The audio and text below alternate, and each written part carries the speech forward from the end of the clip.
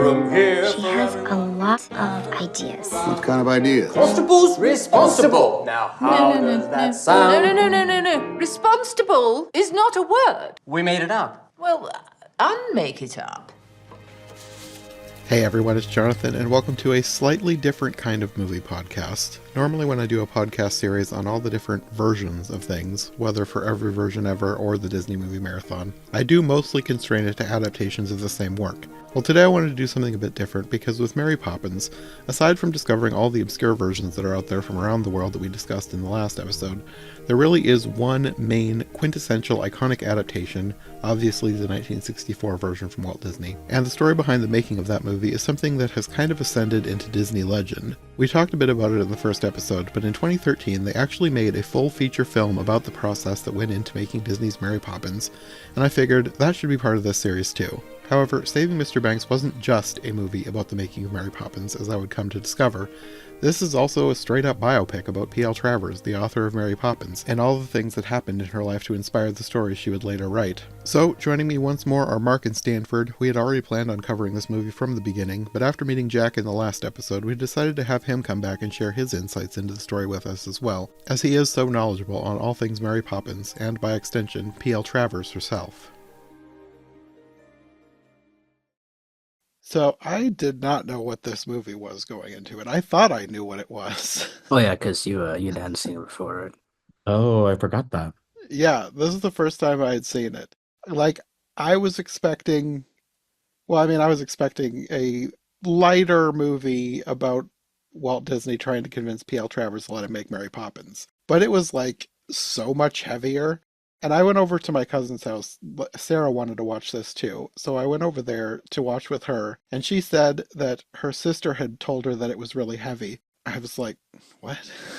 Like, I didn't know what she was talking about. So we started watching it and then stuff started happening. I was like, oh, that's what Sasha was talking about. Yeah. I had no idea how heavy this movie was going to get. Like, I thought this was like a PG, like, semi-dramatic comedy. It was not.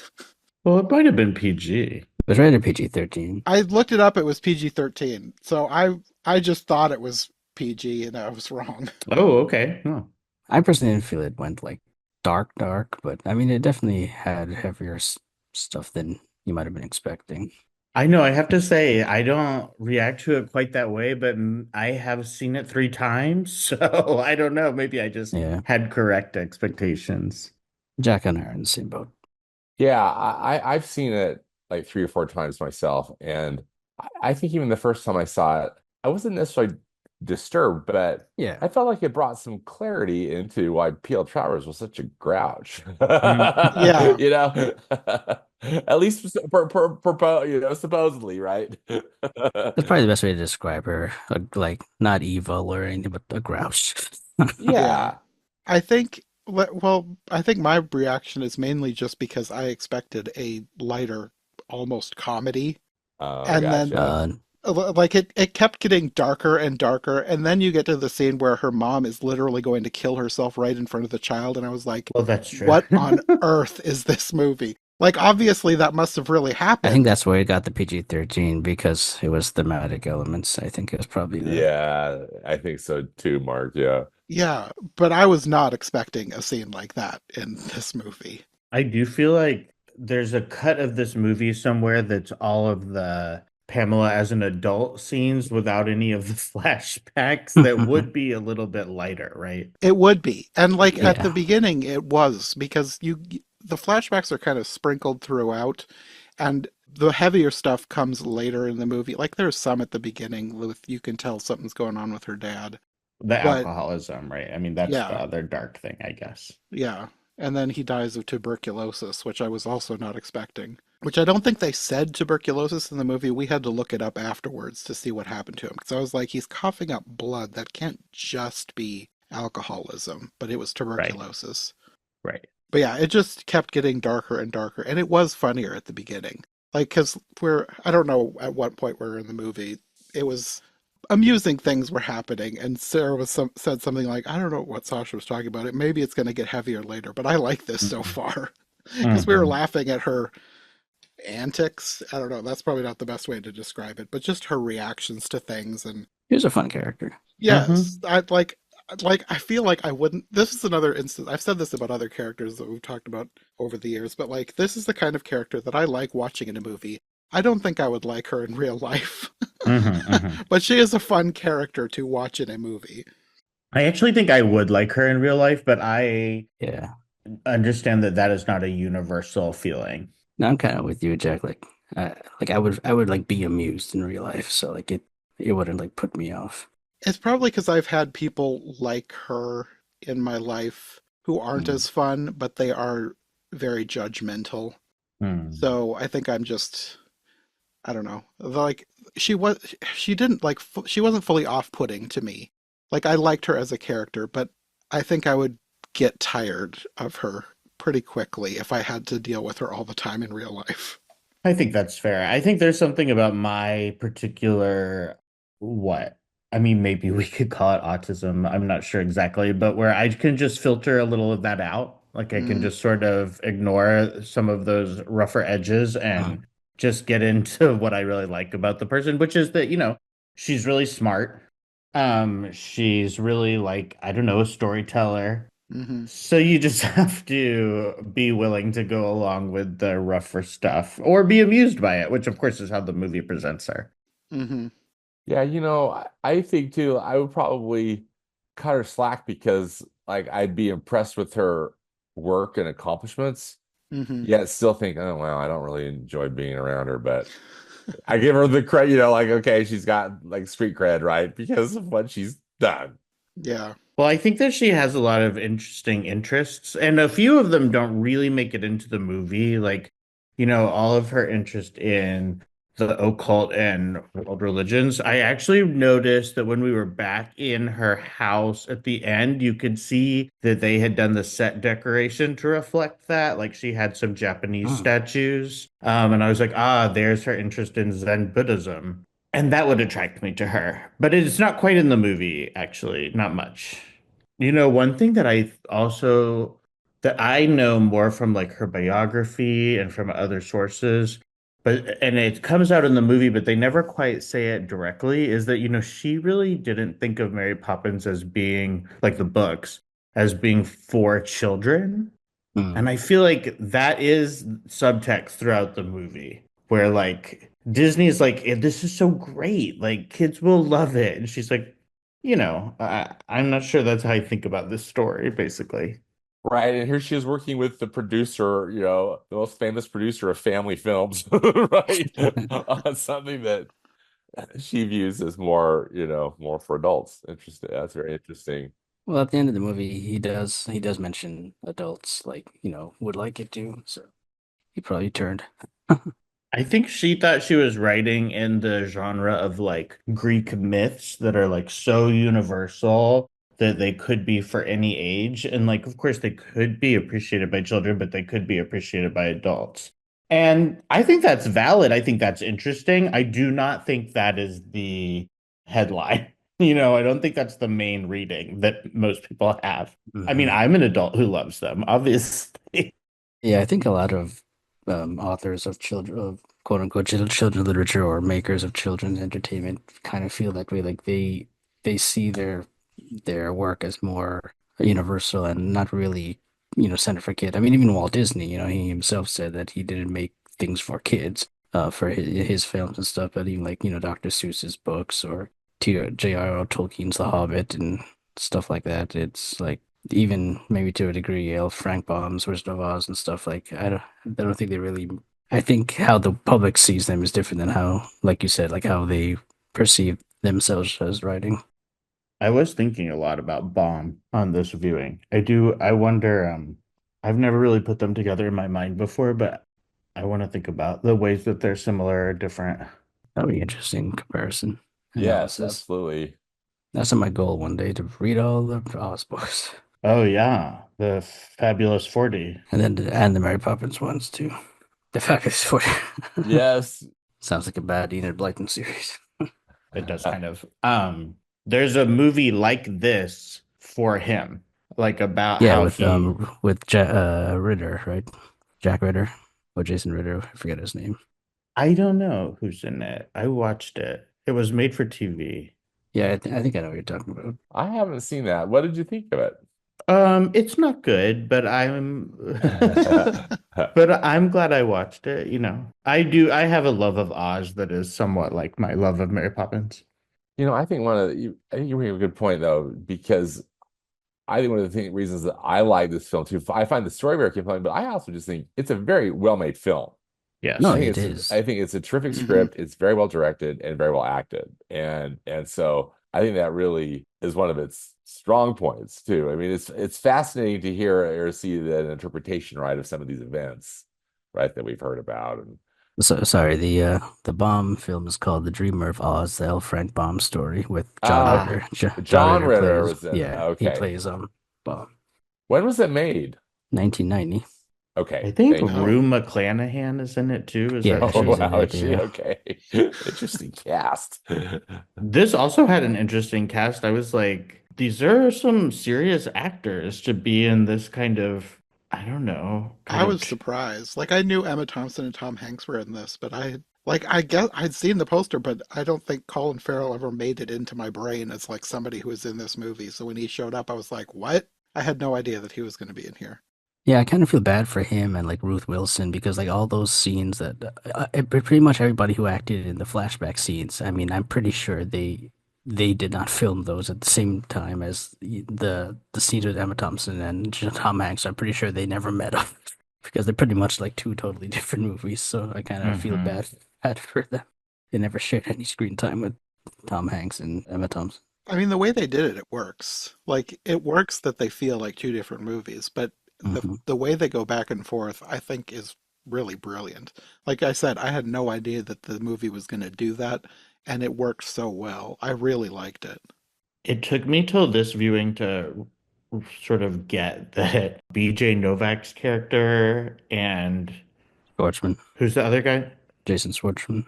Jason Schwartzman, who played the Sherman brothers. Yes, I looked at them so many times and was like, why are they styling these two men so similar?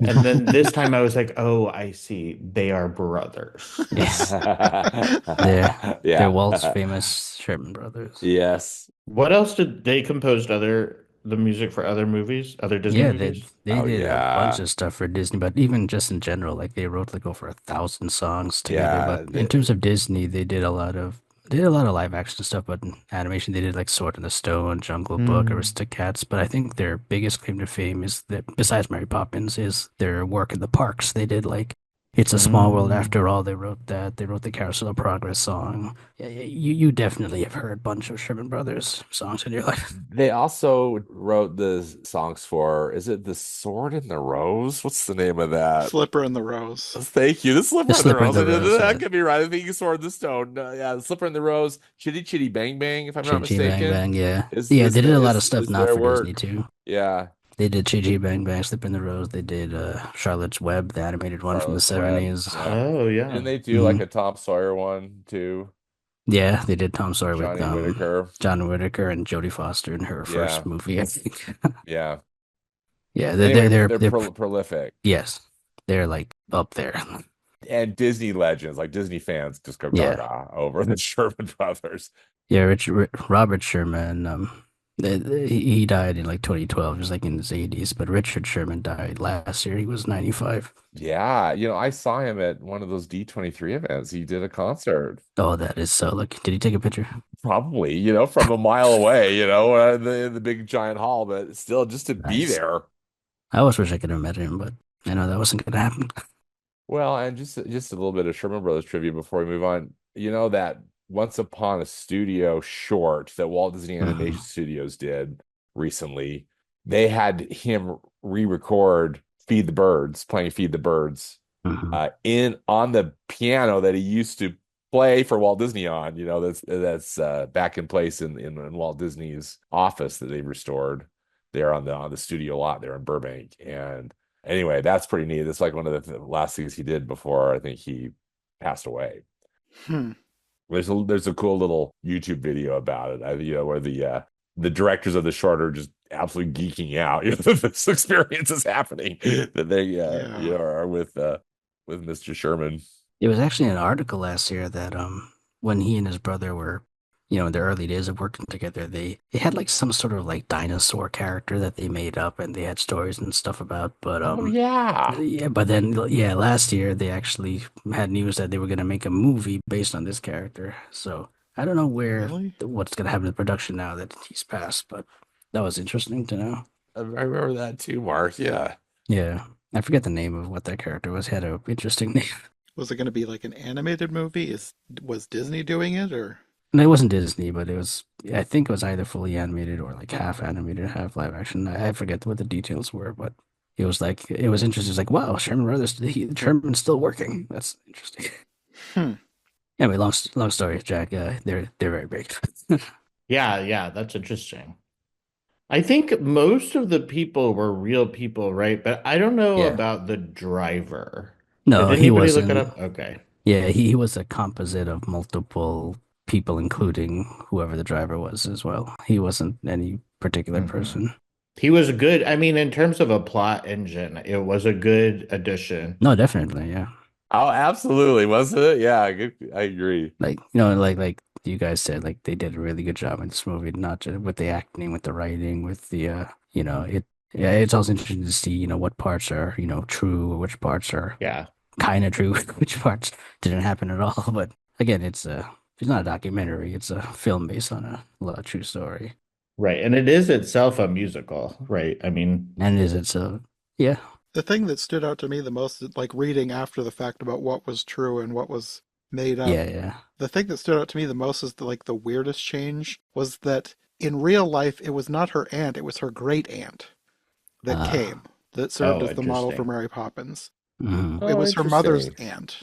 So I was like, why did they need to change that detail? It seems so maybe for insignificant that, age reasons, I don't know. yeah, I don't Mm, know. It just seemed like such a weird, arbitrary thing to change. Like, I feel like great aunt makes more sense, and that is the reality. So it just seems strange that they would change it to her aunt instead of her great aunt. I think I said this last time, but that she is also even more directly the basis for another PL Travers character named Aunt Sass, who's kind of the same archetype, Hmm. who has her own novel. Oh, nice. I don't think I've heard of that. Oh, interesting. Is Aunt Sass a nanny? What does Aunt Sass do? Does she have a profession? She is He's an aunt. okay. It's been a while. I discovered today that there is an Audible version of this that I would like to listen to and Oh, refresh my interesting. memory. Yeah. But I don't think she's a nanny, but I think she comes in and kind of fixes the family and takes care of the kids in a nanny-like way. Nice. So is this not part of the Mary Poppins series? It's a standalone? Yeah, it's its own thing that she wrote like midway through writing the Mary Poppins books. It's interesting that she would use the same idea twice, but with two different characters. Hey, if it ain't broke, don't fix it. That's true. Well, she tried to write other things too, and none of them ever really like worked. There we go. So that might have something to do with it. Like she wrote, the story of Hanuman from India, the Monkey Yeah. King? She wrote a novel about him and people hated it. Like she really thought it was like one of her best, and nobody else thought that. I've never read it. Now, someone last week said that they had criticisms of the representation of Disney himself. Okay, that was me, and I have to eat crow. So, Well, when I what did saw you mean? What were you thinking? when I saw this movie originally, I seen this I think maybe once or twice before, but it's like probably not long after it came out. I remember being blown away and impressed by Emma Thompson, and I thought she got an Oscar. But Tom Hanks, for whatever reason, I just couldn't see a character. I couldn't see Walt Disney. I just saw Tom Hanks with a mustache. No matter how hard he tried, that's all I could see. But upon this recent viewing, I actually do see a character. Like I actually see, oh no, Tom Hanks actually did a really great job portraying Walt Disney.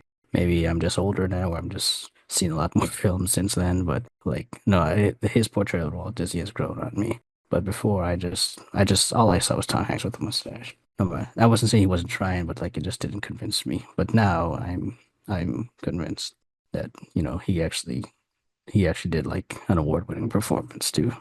Yeah, when I first watched him, it was one of those roles where at the beginning, like you said, it was Tom Hanks with a mustache. Like he did a good job. Yeah, no, But yeah. I'm but not the further I like got into the movie, the more I forgot that it was Tom Hanks. exactly, yeah. I think I just had to get over seeing Tom Hanks with a mustache. Yeah, good point. That's probably what it was. He definitely is a person who, regardless of the mustache, it's like it's him the whole You time. know it's Tom Hanks, yeah. Yeah. Yeah, there are some actors who like, for some people, like no matter, like they're not bad actors, like they're trying hard enough, but no matter what, all you could do is see that character. I mean, see Right. that actor, you can't see the character. He did another movie that I have avoided watching where he played Mr. Rogers. Oh Because, Oh, yeah. Yes. like, I grew up with Mr. Rogers, and I always loved watching Mr. Rogers. But when they made the movie with Tom Hanks as Mr. Rogers, like, he looks absolutely nothing like Mr. Rogers. And it's not that I've refused to watch it, it's just like, I have no interest in watching Tom Hanks pretend to be Mr. Rogers. that was a good one there too, but I like I'm that wondering film, now too. how I would feel if I watched it. Like, maybe I would get over it in the same way that I did with this movie. hmm but yeah, it's kind of that's kind of how I felt too about Walt, Tom Hanks playing Walt Disney, because this was like one of the first times, if not the first time, in a theatrical big release film that Walt Disney has been portrayed. Like he's been portrayed in TV films and like independent stuff before, but if I'm not mistaken, this is the first time he's been portrayed in like a big release theatrical film. So when this movie came out, like I was just concerned about that. Mm. When this movie came out, I was actually like really like kind of, what's the word they use, gatekeeping, I guess. Like part of me kind of felt I kind of felt bad, like this whole story of Walt Disney buying this rights from P.L. Travers is like such it's well known amongst the Disney community, it's well known amongst the Mary Poppins community. And I kind of liked it being known like that. So part of me was kind of selfish, like, oh man, now everyone's gonna know this story. It's not gonna be special to us anymore. But thankfully, well, not thankfully, but I mean, the movie made a lot of money. But still, I would say the story is still pretty niche. And I still don't think it's like popular general knowledge either. But I I don't was really definitely way hear more gatekeeping of it when I was younger. Yeah, I don't really hear people talk about it anymore. I just know about it because like I'm a Disney fan and Yeah. it's not one that I even really think about. It just came up when I started looking into Mary Poppins for this series and I was like, "Oh yeah, I definitely need to remember to do that one because I've never seen it before." Mhm. So, I don't think like yes, it made money, but I don't think it made enough of a splash to Definitely. Yeah. become like a massive piece of pop culture history. Exactly. That's kind of my point. What I was trying to get at. Yeah. Yeah. Are there other stories like this of the process of getting the rights for something with Disney that people talk about? P.L. Travers is the only one that's like was so It's kind of infamous, right? infamous. Yeah. Like Yeah. no one else really gave him that hard of a time. Some people wanted him to, like Dodie Smith wanted him to do 101 Dalmatians. Like that was part of, I think she even was writing the book with that in mind. Like, I want Yeah. Walt Disney to make this story. So I think P.L. Travers is just an outlier in that she didn't want anybody touching her characters. Mm-hmm. I think Roald Dahl might have been one who, like, if I'm not mistaken, I am not 100% sure if I get this right, but Roald Dahl, I think, is one who, like, straight up just didn't. I forget what. There was something was going to be made. I think it was like a Gremlins. Gremlins. Yeah, it was Yeah. Gremlins, I And believe. for Yes. whatever reason, I don't know if he couldn't get the rights to it or it just fell apart or whatever, but like that didn't get made. But I think it fell apart. I don't know Okay. that it wasn't that he couldn't get the rights. I feel like there is some history there. I don't remember how that Yeah. all went. I don't think it was quite the same situation. no, yeah. P.L. Travers, that one just stands out on its own. Yeah. In so many ways too, I just felt like this was like almost like an art film. Well, it didn't start out as a Disney movie, and that was that was Yeah. one that surprised me looking into it more. It started out as an indie film, and Mhm. Disney came on board late in the process because they knew that they were going to need some Disney properties because they're integral to the story, obviously. So it wasn't until the producer, I think, got in touch with somebody at Disney to talk about what they could and couldn't use for the movie. And then that started people getting interested at Disney into maybe we should pick this up. I think I read something like they were mulling over their options. Like if they didn't want this, they could buy the rights and then just stop the process. Oh, But they yeah. decided to buy the rights and like fund it into a full-blown production. But it started out as an indie film. Interesting. And I think that helps the way this feels. Because like Yeah. I was also kind of expecting this to be more of a puff piece, I guess. Yeah, like a Hollywood piece, right? I mean, like, Yeah, like portraying Disney in the best light possible. yeah. And not that they portray, like I feel like some of this has been airbrushed a little bit because they're, like I know her reaction at the end of the movie is not exactly her reaction in real life. Yeah. Because like there's that quote, I can't remember the exact quote, but she's, after the movie, was talking about needing the penguins to be removed or get rid of the animated sequence or something. Yeah. And Walt just said, Pamela, the ship has sailed. Movie's over. I'll dream. Well, yeah, let's talk about her reaction because I do think that I feel like what I've absorbed over time is the idea that her reaction was sometimes more positive and sometimes more negative, Yeah. just like over the rest of her life. Yeah. Yeah. One thing I know for sure is that publicly she was very supportive of the movie for many years. That she felt like she wanted to be, I don't know, to bifurcate her like public reaction from what she said to some friends and letters that we now have. And it seems like that there were times when she was like, well, you know, like it's not how I would make it, but like Yeah. people love it so much. Like, you know, Mhm. that's not nothing. And then, of course, there is the matter of like she lived off that money for the rest of her life, right? Yes. Like, so that's not nothing either. Yeah. Yeah. I get the feeling that she didn't like aspects of the movie. But there was one quote, I don't remember the exact quote, but she talked about it being a good film, just not the film she would have made. I think there was an interview like in the 70s where she said something about like how, you know, she's kind of gotten used to the film and like Hmm. and says it's a good movie, but you know, again, not what she would have done or something. Yeah. But again, also when they were going to do the stage musical in 2000, not 2000, in whenever it was with It Cameron premiered in Mackintosh. 04. I don't know when they started. Okay, and then Cameron Mackintosh, the British producer, was going to do it. She made one thing she told him was like, "I don't want any Americans working on this. Like, it's only British people because of how she felt treated like during her Mary Poppins days with Walt or whatever." But Well, and I feel like that is also a part of her like internalized, ups and downs. it's not quite internalized racism, but whatever you would say, like she thought that British and Irish people were superior to Australians. She was like kind of ashamed to be Australian. I read Yeah. that. And then also superior to Americans. Yeah. I think she had some sort of a quote about being born on the wrong continent. Mhm. Because I think her father was Irish and she identified with him far more than anywhere else. Yes. Yeah, like in the movie, he's talking about Irish Hills or How I Miss It So or whatever. Yeah. And they apparently would like, I don't know, like anytime they had animals, they would give them Irish names. And like she was brought up with a very positive idea of Ireland. And then I think because of some of the trauma of what happened to her in Australia, just had like a terrible idea of Australia. Yeah. Interesting too. Yeah, I appreciate you guys know all this stuff. Thank you for sharing. Because I know so very little about P.L. Travers other than just to get kind of the cantankerous relationship she had with Walt Disney, but not knowing any specifics. And again, really enjoying this film, but not sure that it's not completely accurate, right? Yeah. Yeah. Yeah, Jack knows the most from us about Yes. P.L. Travers. Wow. I'm serious about P.L. Travers. It's fantastic.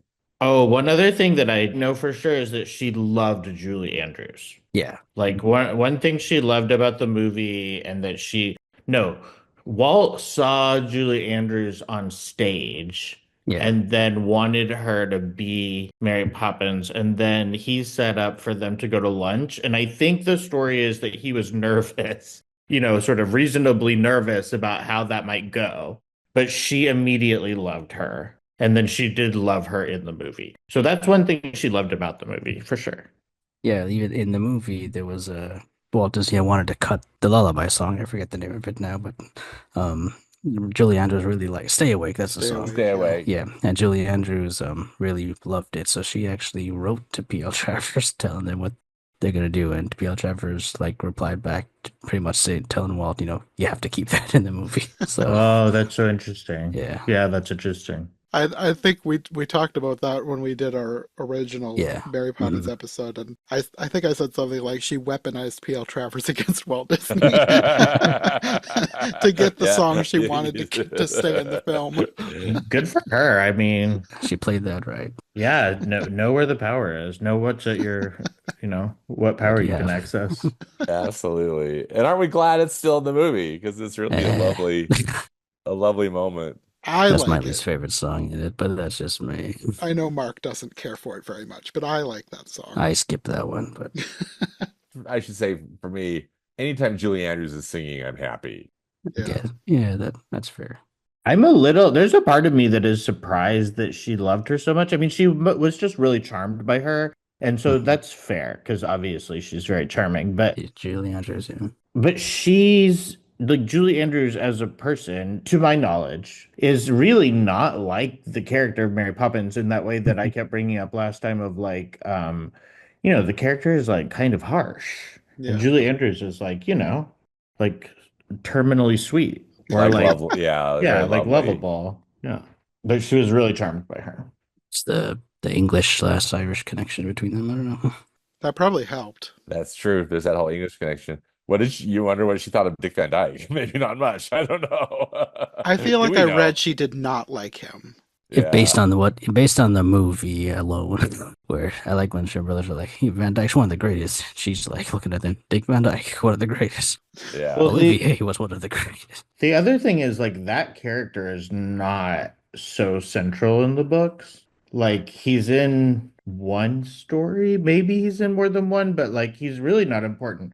Then they make him important in the movie, which I think she objected to broadly. And then, of course, what she really objected to was the idea that there would be any kind of implied romance between the two. Yeah. Mm-hmm.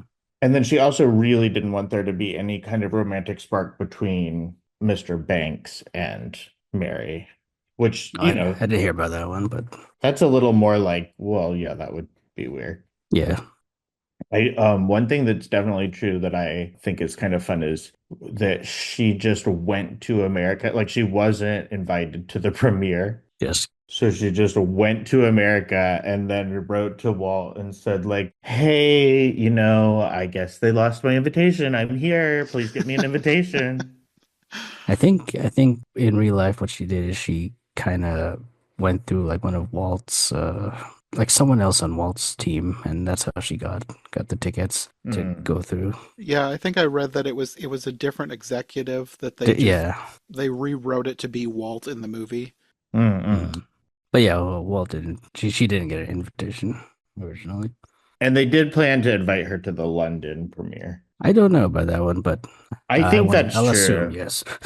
Or at least I think that's what someone said as an excuse, whether or not it was true. Whether it was true or not. Yeah. We'll never know. One thing that I did read that was changed in a way for the movie was the fact that Walt was not there for most of the time that she was in America. I think he was on a trip. So what they did was, because they had correspondence that was recorded and or written down, so they dramatized the letters and or phone calls to be them talking face to face instead of writing back and forth, which makes sense for the movie. Right. It makes sense for the narrative, right? Or just the storytelling in the film. Yeah.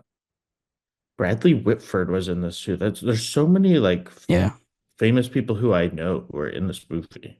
I was surprised how many people kept showing up. Paul Giamatti was the driver too. Right. I always felt it weird, like how B.J. Novak got in this movie and Jason Schwartzman, but I mean, they didn't do a bad job, but it was like, I wonder who looked at Robert Sherman and thought B.J. Novak. So Right. So random because I think that he mostly is a writer, right? And he does like the Office is probably his biggest thing. Yeah, I think his role is more as a writer than an actor, but yeah. Yeah. Okay, I have to say my favorite scene, which maybe isn't a surprise, like it's sort of like made in a lab to make you have feelings. But when they have her start singing Let's Go Fly a Kite with the Oh yeah. writers, Mm, every time I'm like, oh, my heart. Hmm. Yeah, I'm with you. I love that scene. I love that song. Yeah, I did too. That was a good song, yeah. Yeah, Richard Sherman said in real life, "Feed the Birds" was the song that got her, not the "Let's Go Fly a Kite." Oh, That wow. was, Okay. yeah. So that was the scene they just kind of made for the movie, I guess. And see, and Feed the Birds was the song supposed. Well, I don't think it's necessarily Walt's, supposed. Walt yeah, Disney's favorite song, and he'd have when the Sherman Brothers were on site, he'd have them come up to his office and play, on that piano. I'm going to send you that video yeah. and play Feed the Birds for Walt. That's so fun. My favorite, I might have said this last time, but my favorite is Chim Chim Cherry, but Feed the Birds That's is a a good one, close yeah. second. I Hmm. think Chim Chim Cherry won the Oscar for Best Song that Yeah, year. Chim Chim Cherry one. I think they probably changed it to Let's Go Fly a Kite because it fit more with the story Yeah. about her wanting Mr. Banks to be a nicer character. Hmm. Because that is Mm, a good turning point for him in the Yeah. movie, so it made sense. Exactly. Yeah, it really fits, doesn't it? One hell of the title of the film. It's also like Feed the Birds, you could do it, but it would be a very different feeling in the scene because the song has a different feeling. Like Yeah. Yeah, Let's Go Fly a Kite is kind of soaring. Yeah. Yeah. yeah. Yeah. Feed the Birds is more what's the word? A little more contemplative. I don't know. That's probably not the word you're looking for, Mm. Mark, but Yeah, it's there's adjective they use. I forget. It's escaping me right now. But yeah, something like that. whereas Let's Go Fly Clyde is joyful, right? Hmm. It's Yeah. just Yeah. exuberant. Let's Go Fly Kite is like happy tears, and Feed the Birds is Melancholy tears. Melancholy, yeah. well, Well, it is like, is it, I mean, is the bird woman homeless? Like, is it about a homeless person? I guess that's not exactly clear. yeah, yeah. Like it's not even clear if she like even if she dies at the end. Like when Mr. Banks walks to the bank to be fired, like he doesn't see her at the steeple on the Hmm. stairs. So like some people interpret it that she's died. Huh. But also it's like late at night, so I'm sure she's not gonna be there that late anyway. Right. She could be at home if Sleeping. she's not homeless. Exactly. I was looking at the Oscars that the movie won, that Mary Poppins won. Hmm. So it won Best Actress, Best Film Editing, Best Score, Best Song, and Best Special Visual Effects. I think it was Disney's most Oscar-winning film he ever Oh, wow. Is that true? produced. Yeah. Hmm. Hmm. More than Snow White when he got one Oscar and seven little Oscars. We don't count though.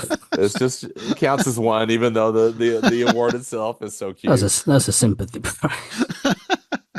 What did it lose Best Picture to? I think My Fair Lady. I Oh, think okay. My Fair Lady won Mm. Best Picture, but Julie Andrews Julie won Andrews won. Best Actress. And the weird Yeah. thing is that Julie Andrews played Eliza Doolittle in My Fair Lady on stage, so Indeed. there was And I always think famously, didn't get the role for the movie because she wasn't a really much of an established at the Hollywood time, star at yeah. the time. Yeah. But ironically, Mary Poppins changed that, and then Sound of Music right after.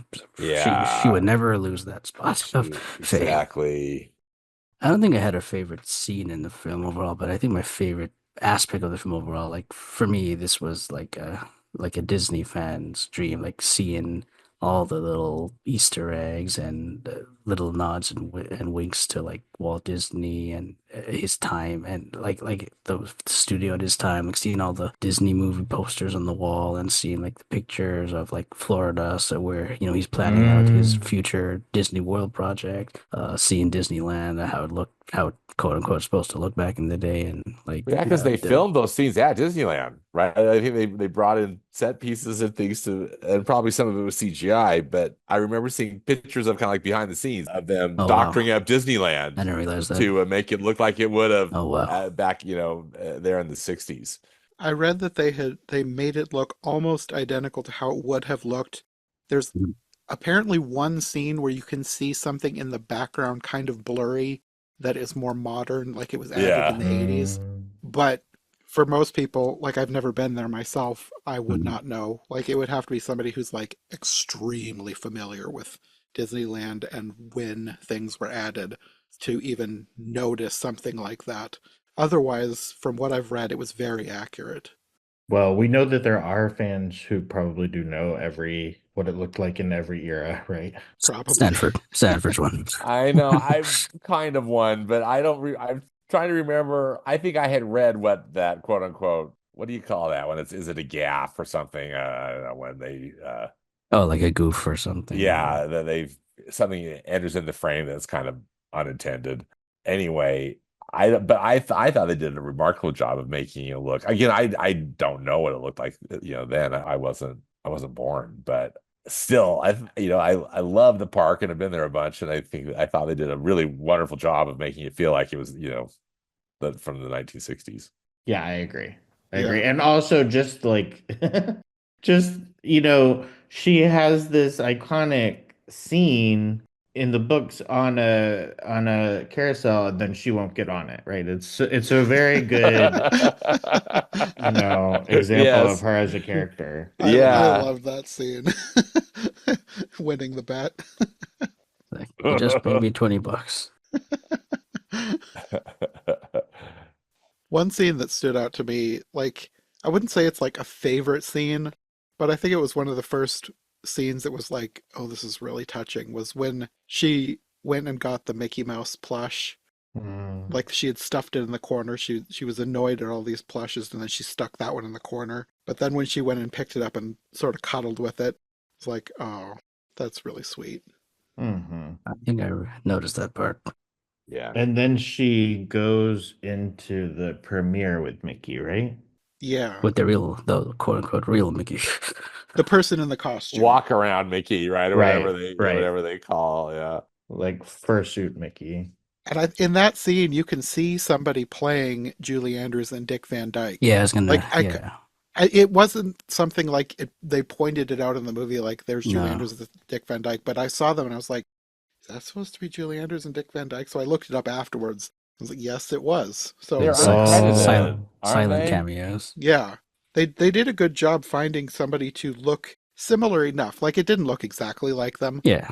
but I mean, it's about as close as Tom Hanks to Walt Disney. right? I thought they did a good job finding somebody who was like, that's who that's supposed to be. Because I noticed it without them pointing it out in the movie. I think the scene in this movie, which is like totally just made up, which I guess is important in the movie, is when Walt actually flies to England, try one last time to get P.L. Travers to give up the rights. Right. Okay, that Because, didn't really happen. No, Interesting. Walt Disney had already had the rights. Like he wasn't actually actively trying to get the rights from her at this time. He had already had the rights from her, and That's right. he That's right. never. So he had visited her before, like during that whole 20-year process. But that particular scene, I don't know how I feel about that. But like, I mean, I guess it's a movie. They have to put some sort of way to bring about the plot at the end. Right. You know what I noticed this time was the movie starts with her housekeeper having quit, right? Or she had to let her go. I think she fired her. Doesn't she Yeah. fire her? Yeah. Okay. Well, still, the first Mary Poppins novel starts with the previous nanny having disappeared, and I felt like, oh, are they trying to do like a parallel with her life in this movie that with the book? And I think that is what they were trying to do. Yeah. Oh, nice. That's interesting. Interesting to hear that perspective, because I felt that was reminiscent in a way of, again, what's going on with the Banks family, right? But that's good to know that it probably truly was. Yeah. What was it? So it's from the first book then, Jack, too? Is that what you're saying? Is that just from the the first chapter in the book starts with like introducing the characters in the family and or everyone who's in the house, which includes like Robertson A, who's like the handyman, odd jobs person, and then they say like, I think it's Nanny Kate, was the previous one, and then the narration says like she hardly warrants being included in this list because she's already gone before the action takes place, and her departure precipitates what came next. I know that we kind of touched on this, but based on what we know, and maybe this is more based on what Jack knows, as Jack's our Yeah, resident pro.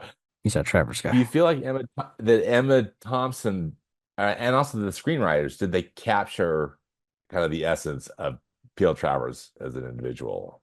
Yeah, I think it's a great question. I do. I think it really works. But, I didn't know her. I mean, Yeah, I've read her biography.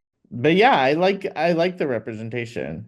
But what about y'all? I mean, I definitely liked her performance. I thought that was an Oscar-winning performance, and I was upset that she wasn't even nominated for that.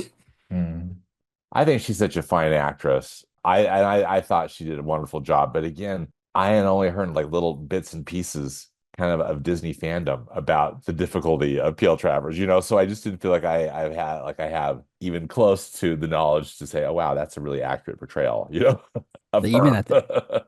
at the end of the movie, at the end, like the Yeah. credits, they actually play some of the recorded Oh, conversations uh-huh. from the real Pamela Travers and the Sherman brothers and Don Yeah. DeGrady and whatever. That's what I was gonna say because I don't know. Like, I'm obviously not an expert. I know the Disney lore behind her, so I don't know her.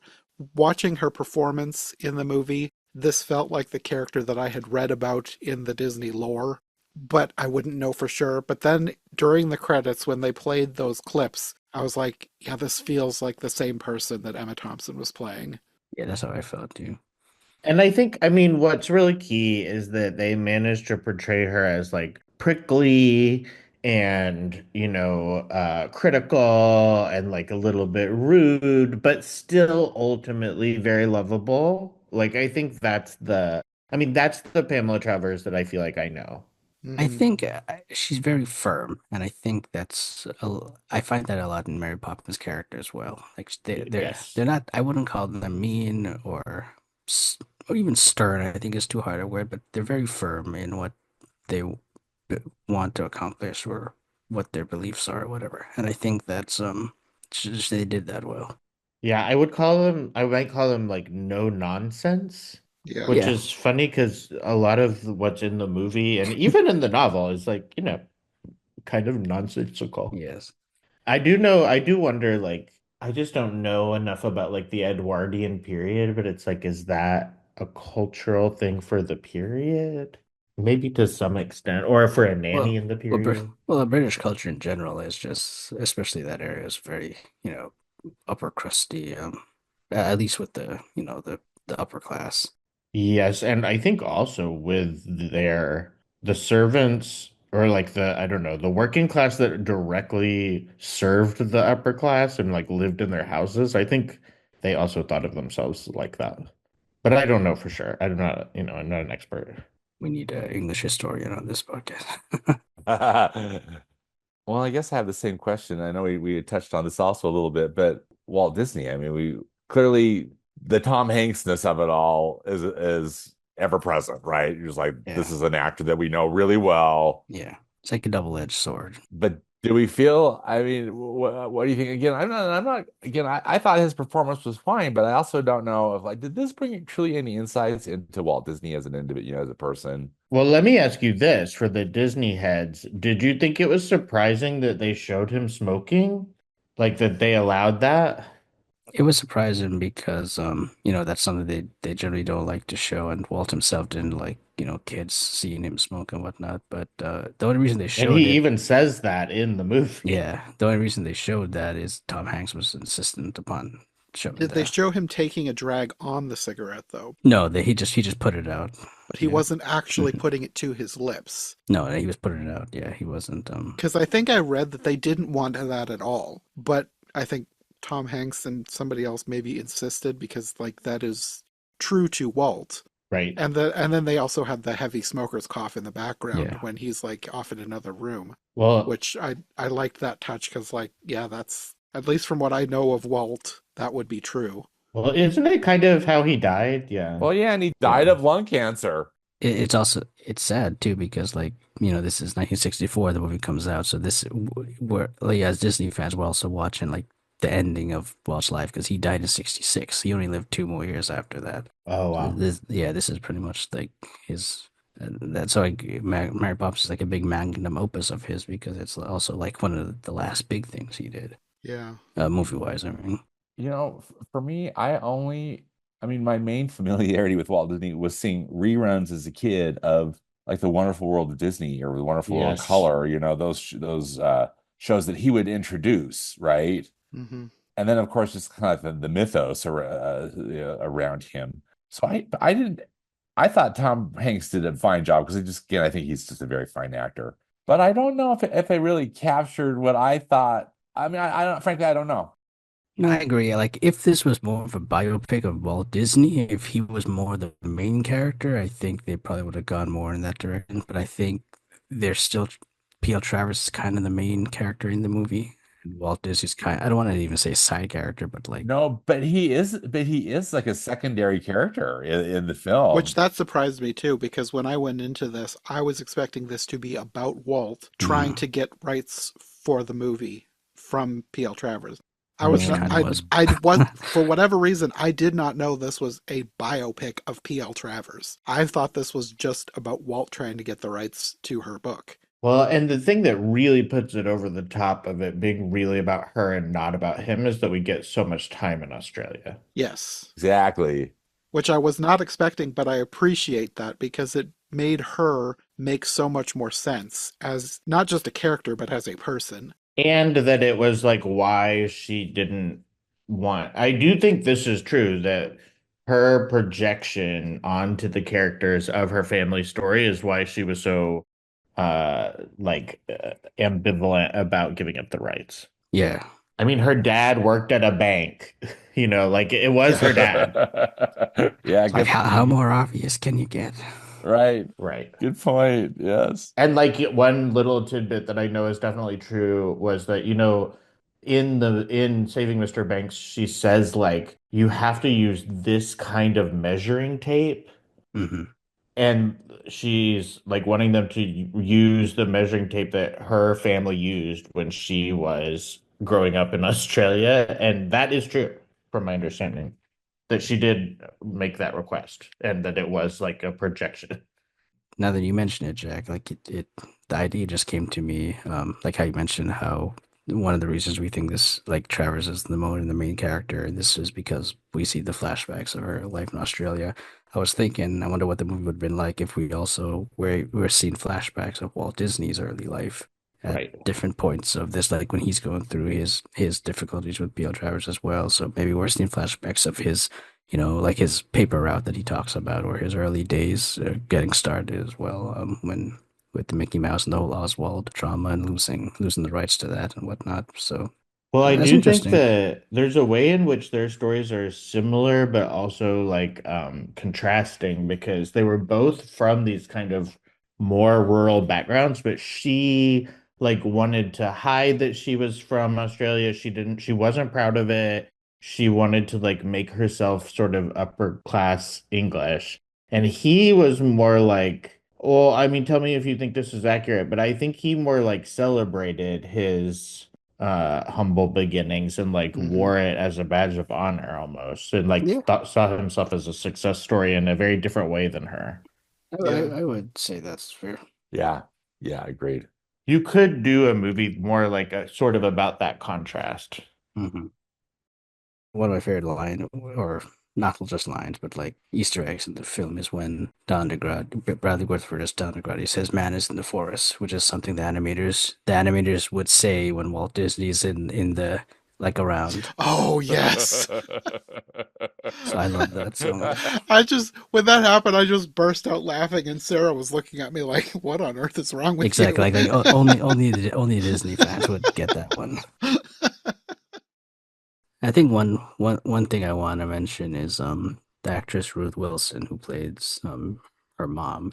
This year was like one of the she acted in two Disney films. This year she acted in this, and she acted in Lone Ranger in 2013. And I always thought that she was like a really good actress. So like I thought, oh okay, I could see her like becoming really big. I think she's done stuff since then. I don't know if she's like a big star, but like I really thought she did a great job in her performance. She was very good. I didn't realize that I had Yeah. known who she was until I looked her up and I was like, oh, she was in that Lone Ranger movie, which I guess I only saw once. I saw it in the theater and I don't think I saw it since. I remember liking it, but I had forgotten that she was in that movie.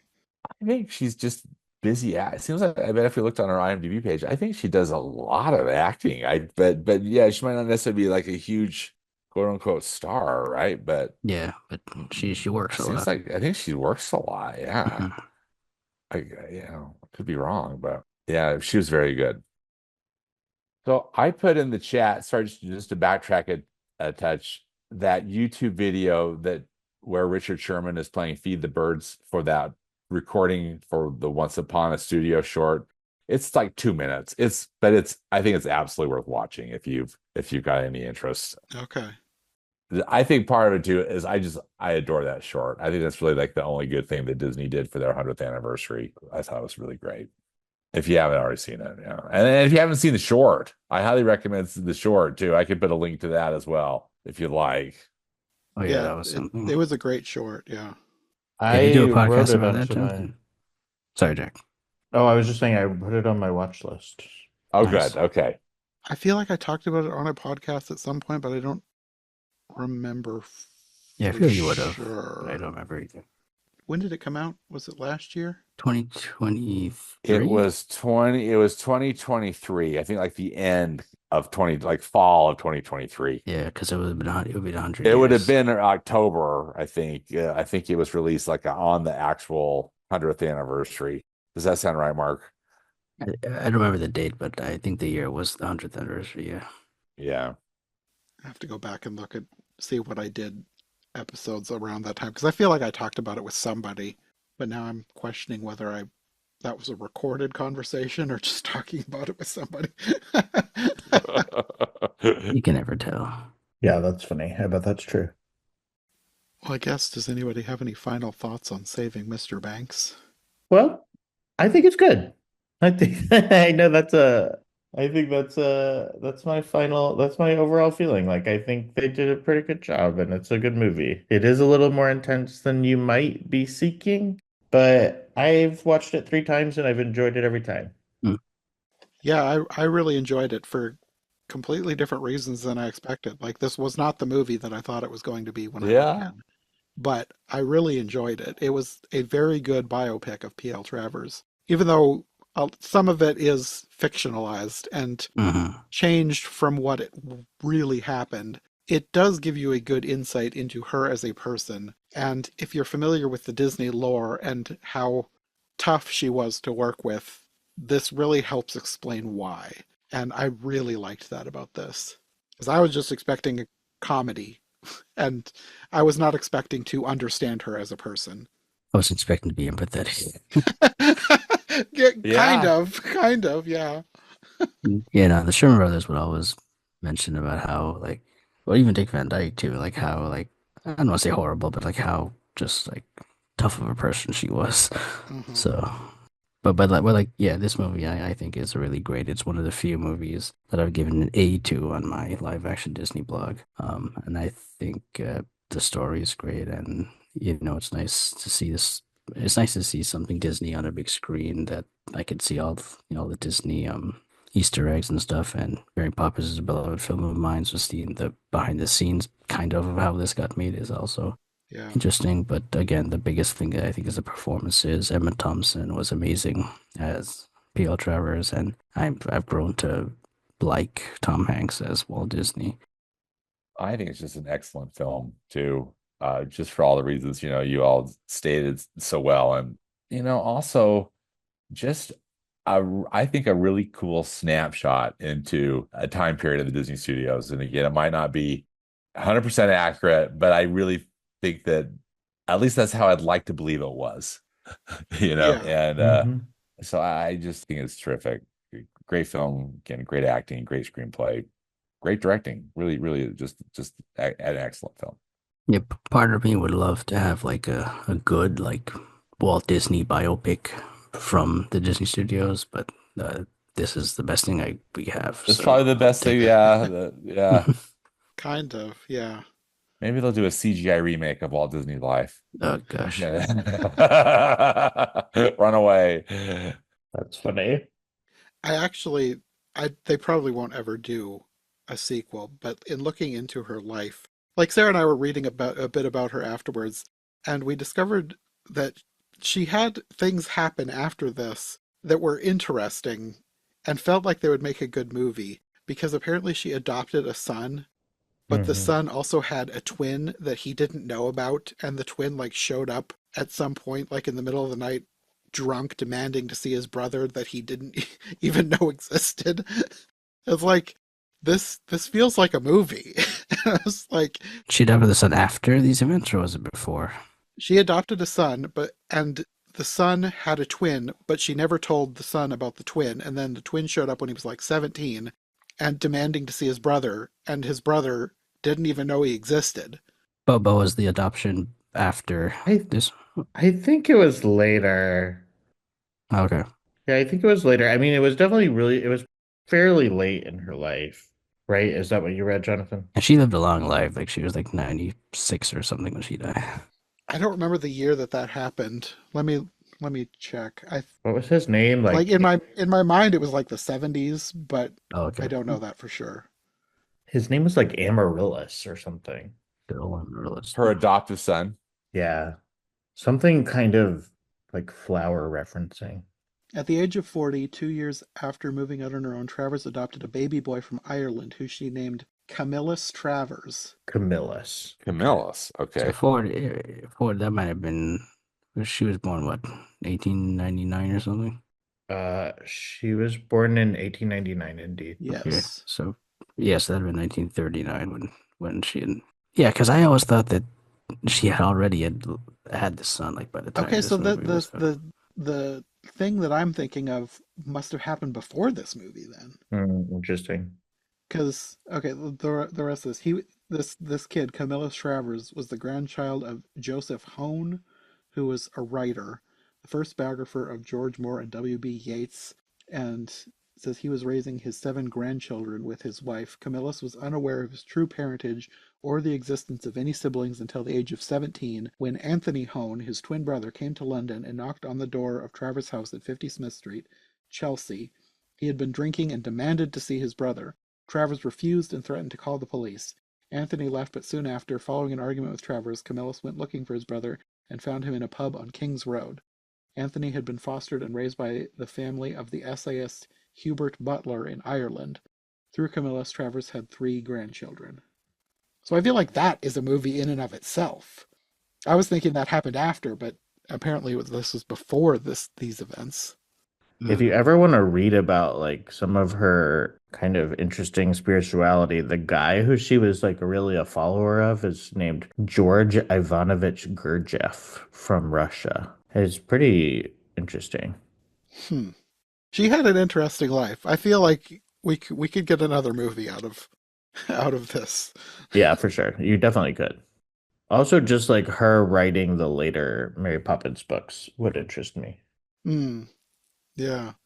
Because you kind of find out some about, well, not even really, but like, only the first few are published by the time of this movie, and then she writes more. Yeah, they show her like starting to write again at the end of the movie, but her next book wasn't published until quite a bit after the movie Mary Poppins. So that might be another thing that they kind of fudged the timeline a little bit on. Anyway, that was a random tangent, but all that to say, it's a very good movie. Great performances. Definitely worth watching for fans of Mary Poppins and or Disney history. 4 thumbs up from us. Yeah, absolutely.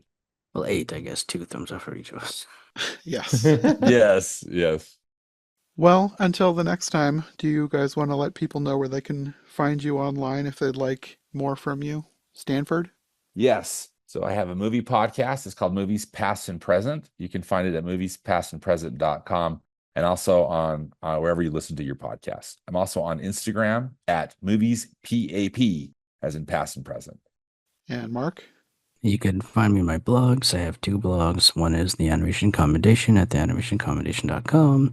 I post animation film reviews sometimes, a top 13 list, and I host a Who Wants to Be a Millionaire Animation Edition game show every year.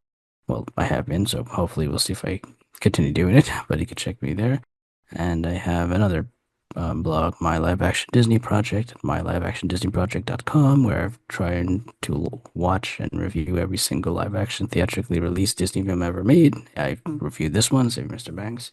You can check the other stuff out there. Thanks. And Jack? You can find me on Instagram at J_C_H_Q.